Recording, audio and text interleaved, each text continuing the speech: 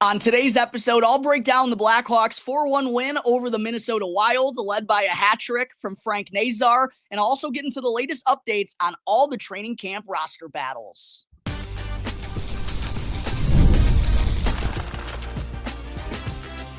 You're Locked On Blackhawks, your daily podcast on the Chicago Blackhawks, part of the Locked On Podcast Network, your team every day. What's going on, Blackhawks fans? Welcome back to another episode of Locked On Blackhawks, part of the Locked On Podcast Network, your team every day. As always, I'm your host, Jack Bushman. Quick reminder to go and hit that like button, comment down below, and to subscribe to Locked On Blackhawks on YouTube. And I also got to let you know that today's episode is sponsored by FanDuel. Go and download the FanDuel app now or check out FanDuel.com to get $300 worth of bonus bets when your first $5 bet wins. All right, Blackhawks fans, opening things up on the show here this week. What a weekend it was for our Chicago Blackhawks. First, an incredible come-from-behind effort with 4 unanswered goals in the third period for a 4-2 win over the St. Louis Blues. Make sure to go and check out yesterday's episode if you happen to miss it for my full thoughts and breakdown on that performance. And then in the back end of their weekend back-to-back last night, with most of their NHLers in the lineup, a sturdy 4-1 win for their second victory in as many days. And I thought for the most part, it was, basically what you wanted to see from this Blackhawks group with, again, the stronger of the two rosters. It was honestly kind of a flip-flop situation of what the Hawks faced on Saturday in St. Louis when, their roster was mostly filled with Rockford Ice Hogs players and, a couple of guys that were on the bubble. There were a few veterans in there as well, like Dickinson, Foligno, and Murphy. But compared to what the St. Louis Blues iced with a lineup that included,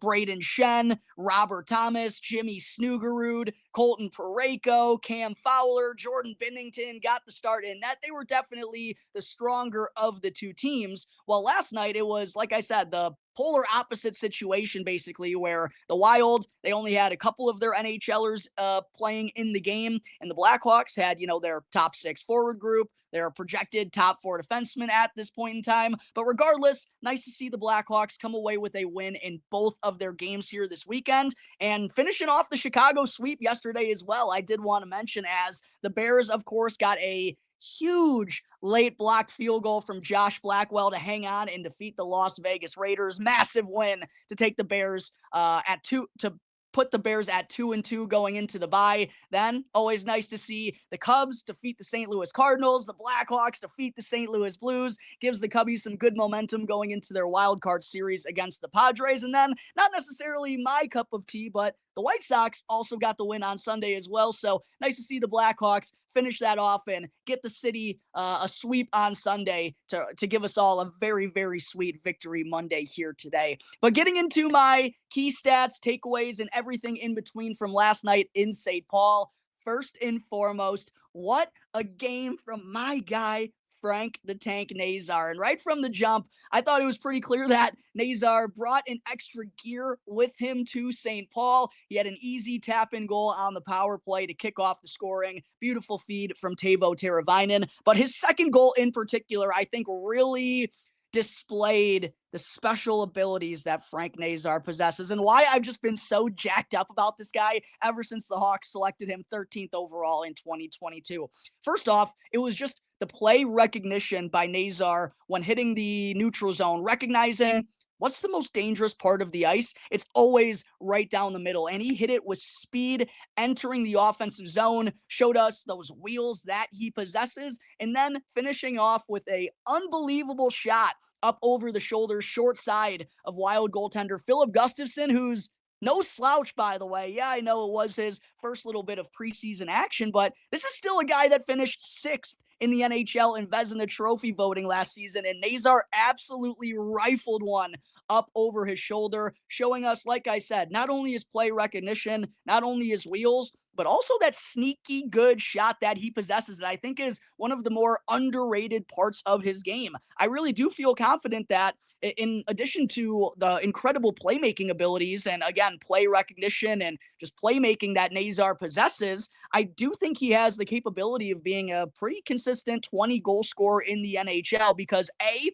his speed is going to give him so many opportunities, and B, he does have a better shot than I think people kind of give him credit for. He is, I always think, going to be more of a playmaker than a goal scorer, but he has a pretty good dynamic offensive ability, and I love to see that be on the forefront of the Blackhawks' victory last night. And then, of course, for good measure, with the extra attacker out, Nazar put the puck into the yawning cage to finish off the hat trick. 3 goals for Frank Nazar last night to lead the Blackhawks to a 4-1 win. The speed, the skill, the hustle, that was on display all night long. And I think he showed us a little bit of what could be in store for him in his first full NHL season. I really believe it's going to be a monster breakout year for Frank Nazar. As I just mentioned a moment ago, I've been super excited about this kid hitting the NHL scene ever since the Blackhawks drafted him, and to see him putting together, the performances that he had late last year, in addition to just how dominant he looked last night against the Wild. He played the way you wanted Frank Nazar to play against a group of kind of bubble guys and AHLers for the Minnesota Wild. Hat trick last night for Frank Nazar. And if he establishes, a legitimate 1-2 punch down the middle with Connor Bedard this year, sheesh. The Blackhawks offense is certainly going to have more upside than they've had in quite a long time. In addition to Nazar, though, I really do got to give a shout out to the entirety of the Blackhawks second line. It was their first performance together in the preseason. They've skated with each other all throughout training camp thus far, but this was really the first opportunity to see what they had in store together in game-like action, and they definitely didn't disappoint. And Tyler Bertuzzi was a huge driving force behind the second line's success last night, and for Frank Nazar having the type of output that he did, an incredible play first from Tyler Bertuzzi when the Blackhawks were on the man advantage to dive and keep the play alive at the far left blue line. Then just moments later, he would go on to pick up the secondary assist on Frank Nazar's opening goal. But none of that happens without the great hustle from Tyler Bertuzzi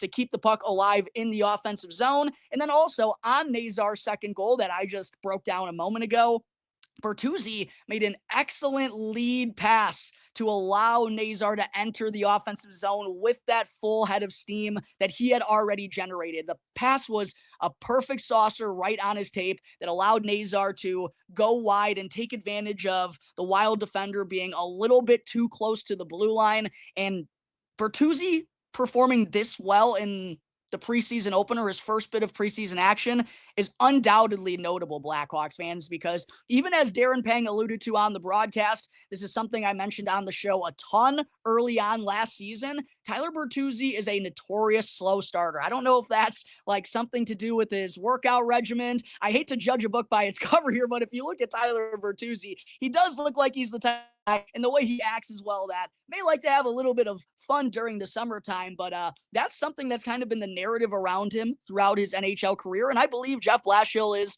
very aware of that. And of course, Blashill and Bertuzzi are familiar with one another when Blashill was the head coach of the Red Wings, and that's where Tyler Bertuzzi began his NHL career. So I'm sure Blashill is aware of this fact. It sounds like there's been an added focus on Bertuzzi getting off to a better start here this season. And he definitely, lived up, did his end of the bargain in his first bit of preseason action last night, like I said. And if this is the type of start that he can get off to in the 25-26 regular season, that's going to be a huge help in establishing a true second line offensive threat behind Connor Bedard. And it's also going to help Frank Nazar elevate his game and become the type of player we want to see from him in his first NHL campaign. So I thought really good stuff from Tyler Bertuzzi last night in his first preseason game, finished with 2 assists, one of them being a primary on Frank Nazar's second goal. And then Teuvo Teravainen, I thought was really solid last night as well, along with Bertuzzi and Nazar, finished with 2 assists, had the primary apple to give Nazar an easy tap in to open the scoring on the power play. And altogether, played, again, like Bertuzzi, getting off to a good start is important for a depth player like Teuvo Teravainen to really generate offense for this young Blackhawks team. So I love to see him getting off to a strong start last night as well. And while Frank Nazar, rightfully so, will get all the shine, Blackhawks fans, I really did think Connor Bedard was nearly as dominant for the Blackhawks last night, and just as noticeable with the amount of opportunities that he generated for both he and his teammates. Had a semi breakaway opportunity that got stopped by semi-breakaway opportunity that got stopped by Gustafsson. Also had a good one-timer shot that got gloved down by Gustafsson as well. He had his opportunities to find the back of the net, just unfortunately had his shots get stopped, but did lead the Blackhawks with 5 shots on goal. And again, I thought his speed and the uptick in that department was certainly noticeable. I saw Jay Zawoski from CHGO Blackhawks tweeted out that Bedard topped out at 22 miles an hour last night, which is faster than I believe he recorded a speed of all throughout last season. So that continues to be noticeable. That is definitely going to help him as he's now entering his 3rd NHL season. But even though it was a goalless night for Connor Bedard, still didn't come out of St. Paul without a highlight reel type of play, as he just made a redonkulous spinning backhanded pass cross ice to set up Ryan Donato. He went on to bury it. That gave the Blackhawks a huge insurance goal there in the 3rd period when the Wild were starting to come with their best surge of the game. But this was just a reminder of just unbelievable skill and also just the creativity that Bedard possesses, right? Like, there are so few players in the NHL who, A, even think about doing that when entering the offensive zone along the right boards, and B, actually having the stones, the cojones to go and do it. I know it's a preseason game and you can kind of get away with a little bit more, right? But I thought that just perfectly captured, I should say, the type of player that Connor Bedard is. Just creative out the wazoo, a play that, again, very few guys in this league can make or even think about making. So love to see Connor Bedard wind up on the stat sheet, even though I definitely thought he could have had, a goal or two last night with the amount of opportunities that he generated for he and also Ryan Donato. Shout out to Connor Bedard for looking the part again last night in the 2nd preseason game. Got to give a shout out as well to big left-handed defenseman Nolan Allen. I thought it was definitely his most notable preseason game of the 2 that he's played thus far, and the physicality was evident all night long. Laid a couple of booming hits, including one on Minnesota Wild defenseman Matt Kiersted when he was, jumping up into the play and entering the offensive zone. Might have been a mistake, and one that Matt Kiersted is going to rethink if he happens to see Nolan Allen in his sightline when he's skating down the ice. But that's the type of stuff we want to see from Nolan Allen, and that's really the best part of his game, is the physicality, the size, being able to use his body to his advantage. Loved that he was hitting everything in sight last night, basically, for the Blackhawks. 5 hits in 18 minutes and 18 seconds. Really good stuff out of Big Al. And then the Artyom Levshunov and Wyatt Kaiser pairing, I thought, had a really good bounce-back performance after a pretty poor preseason opener in Detroit, right? Kaiser finished the game with 2 assists, also was a +3, and led the Blackhawks with over 25 minutes of time on ice. So Blashill was recognizing that Levshunov and Kaiser were rolling well together as a duo, and B, felt comfortable enough to let them be kind of the leading defenseman last night for Chicago. Also, Alex Vlasic did not play in this 3rd period, so that definitely helped increase their ice time. I'll get into an update on Vlasic here in just a second, but altogether, a much sturdier and steadier and cleaner performance out of the Levshunov-Kaiser duo. Levshunov, I thought, definitely looked the best that he has so far in training camp and the preseason. It's been a little bit of a struggle for him right up until this point, but he made some really sturdy defensive plays using his body and both his stick to kind of break up anything going for the Minnesota Wild. And he also received over 22 minutes of ice time last night on the back end. Good stuff from both Artie and Kaiser defensively. And then last but certainly not least, Drew Commesso was awesome, I thought, in his first bit of preseason action. Stopped 28 of the 29 shots that he faced in order to get the win in net, and really was a big factor in the 3rd period when, as I just alluded to a second ago, the Wild really started to find their footing. They came with their best charge of the game in probably the opening 10, 15 minutes of the 3rd, but Commesso shut them down each and every time. The only goal that he allowed was a little bit of a lapse in focus from Alex Vlasic and Sam Renzel. Wasn't really his fault on the lone goal of the night. So really good stuff from Drew Commesso in what's probably going to be his only preseason game for the Blackhawks before being reassigned to Rockford. And one other thing I wanted to mention here real quick, Blackhawks fans, a takeaway that I have on this Blackhawks preseason as a whole thus far, is we're now 3 games in. Blackhawks are halfway through their preseason schedule. Going back to 2022-2023. And listen, I know preseason isn't the end-all be-all. Just because you have a good preseason doesn't mean you're going to have a good regular season or vice versa. But I just definitely think how the Blackhawks have played, especially in these last two games over the weekend, it's been a noticeable difference to what we've seen in the preseason the last couple of years. In the 2022-23 preseason, the Blackhawks went 1-5. Then in 2023-2024, they went 2-2-2. They did accrue two overtime losses, but still ended up losing 4 of their 6 preseason contests. Then in last year's postseason, they went 1-5, and they actually started 0-5 and didn't get their first win until their final preseason contest. And so far in 2025-2026, the Blackhawks are, of course, 2-1-0. Still got 3 more games to play, but all 3 of them are going to be coming at the United Center starting Tuesday against the Detroit Red Wings. And just kind of continuing on the theme that I had when Blackhawks training camp first opened up, those first couple of days, I've just been really impressed with the start of Jeff Blashill's tenure, the seriousness, the pace, and the intensity behind what's going on at practice. He knows he doesn't have a lot of time to waste before the regular season begins, and I think the players have responded really well in their first camp under their new head coach, and it definitely was on display in both of their wins here over the weekend. Real quick before I get into segment 2, do have a couple of strugglers that I wanted to mention from last night's win in Minnesota as well. Only a couple, though, which is good news for us Blackhawks fans.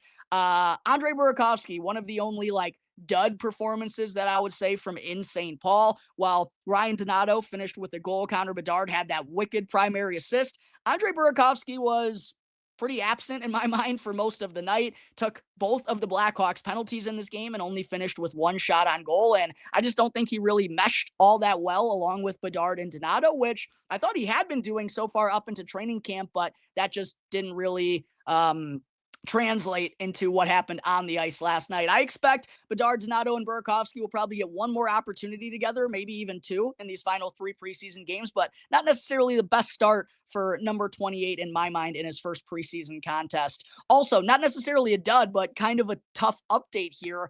Alex Vlasic left the game early last night, wasn't able to go for the third period. Not exactly sure what happened with Vlasic. Some people were kind of speculating on social media that he might have gotten cut with a skate blade.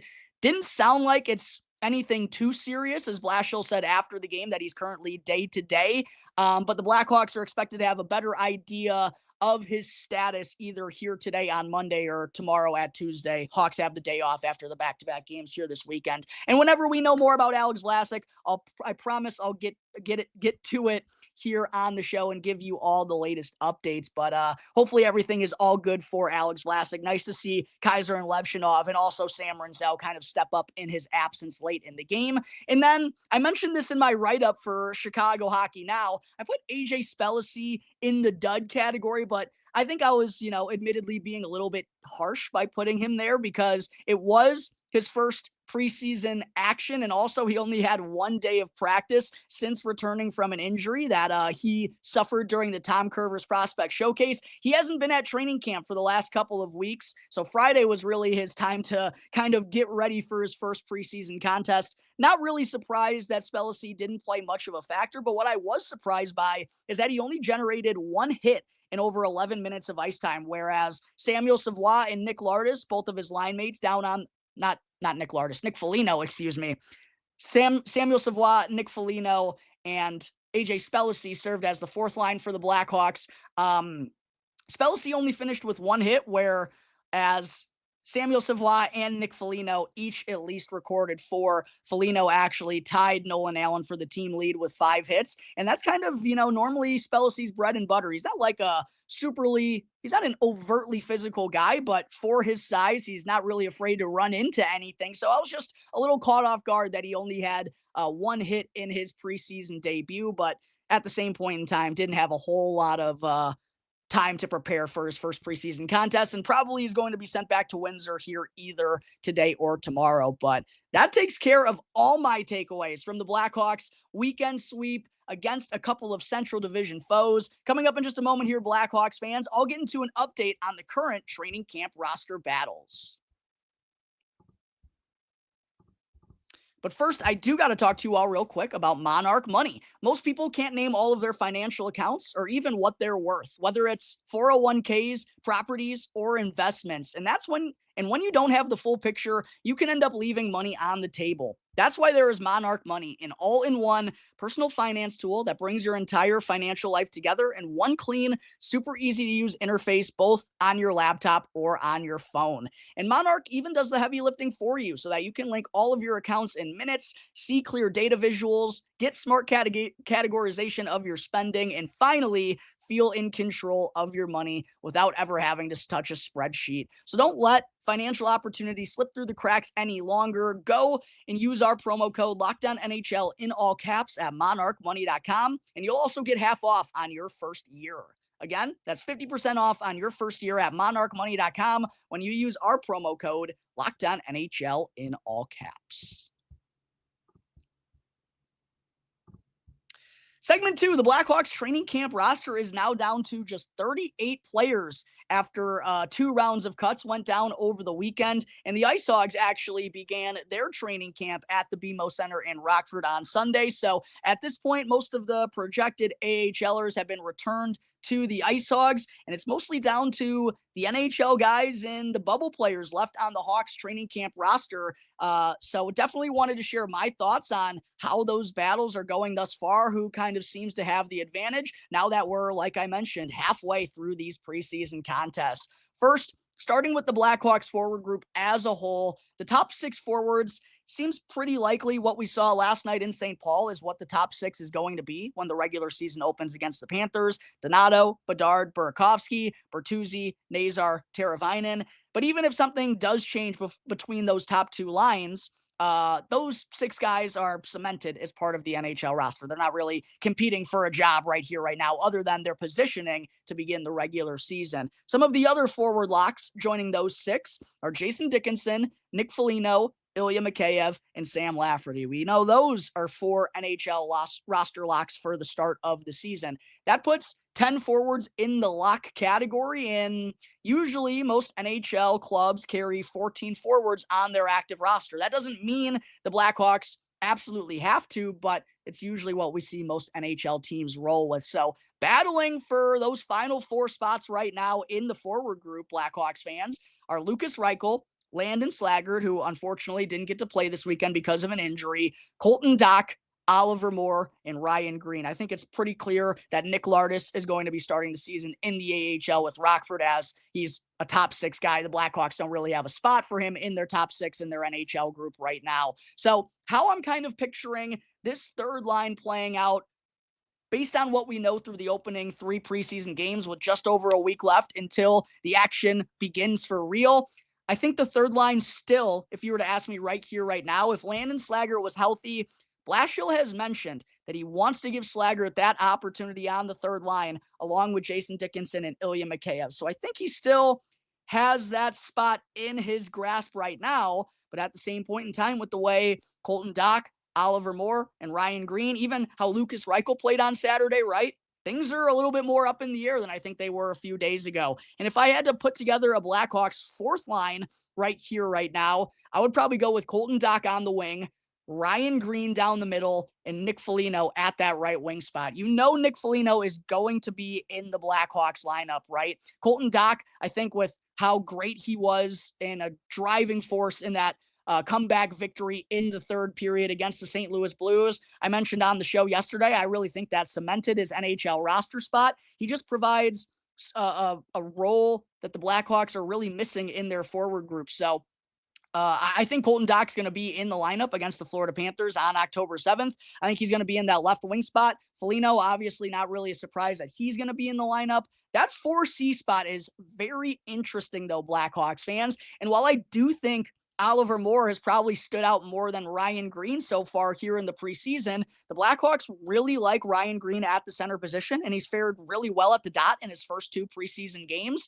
Actually, he's played in all 3 preseason games, and he's fared pretty well in all 3 of them, whereas Oliver Moore has mostly been utilized on the wing by the Blackhawks. So if that fourth line center spot is the one that's open, and listen, there is the possibility that Nick Foligno plays center on that fourth line. He fared pretty well at the faceoff dot himself last year, despite being a winger for the majority of his career. So maybe they do go with Doc, Nick Foligno, and Oliver Moore. That is certainly a possibility. But what I'm really getting to is that battle between Oliver Moore and Ryan Green for maybe the final lineup spot come October 7th is very, very fascinating, Blackhawks fans. Like I said, I think Oliver Moore probably has been the more standout-ish of the two, but I do think Ryan Green is probably the one who the Blackhawks see more as a true center iceman and fares better at the dot, I think, than Oliver Moore at this stage of their career. And considering, Connor Bedard and Frank Nazar are two very young center icemen, Blackhawks,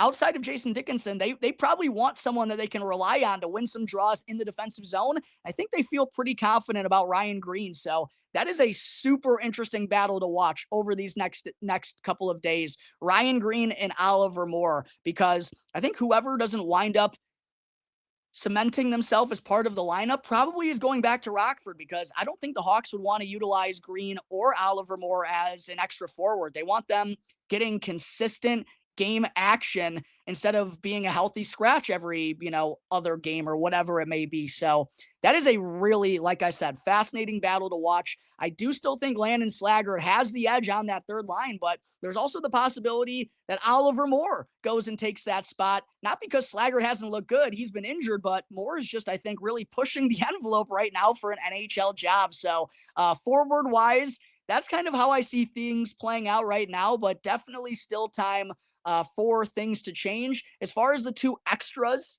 the 13th and 14th forwards on the roster, I think Lucas Reichel and Sam Lafferty are both set up pretty nicely to play in that spot, even though Reichel's, future is kind of constantly up in the air in terms of trade talks. Saw Scott Powers of The Athletic wrote something up on that again here this morning. Very interesting Blackhawks forward group over these next 8 days. Defensively, it's about just as interesting. I really think Alex Vlasic, Sam Rinzel, Wyatt Kaiser, and Connor Murphy are the only 4 NHL defensive locks for this Blackhawks roster. And battling for those final 3 jobs are Artyom Levshunov, Ethan Del Mastro, Kevin Korchinski, Nolan Allen, Matt Grzelcyk, and Louis Crevier. And I really wonder how the Blackhawks, what their perspective is right now on Levshunov, because hasn't been a very good preseason for him or training camp up until last night. He fared pretty well against the Minnesota Wild.